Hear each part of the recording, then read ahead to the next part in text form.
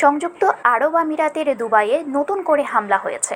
শনিবার রাতে আল জাজিরার প্রতিবেদনে বলা হয়, দেশটির আকাশে একের পর এক প্রজেক্টাইলের শিখা দেখা যাচ্ছে।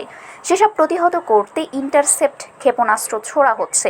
এতে বিভিন্ন স্থানে বিকট বিস্ফোরণের শব্দ শোনা যাচ্ছে। পরিস্থিতি মোকাবেলায় কাজ করছে দেশের সব বাহিনী। এদিকে কাতারের রাজধানী দোহায় আবারও ক্ষেপণাস্ত্র হামলা হয়েছে।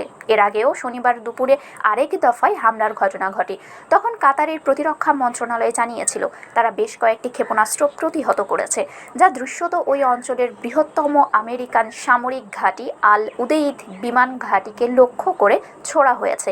তখন দেশটির স্বরাষ্ট্র মন্ত্রণালয় জানিয়েছিল, হামলার কোনো ক্ষতি হয়নি। নতুন করে হামলায় ক্ষয়ক্ষতির কোনো তথ্য এখনও জানা যায়নি। শারমিন শিমু, বরেন্দ্র টেলিভিশন।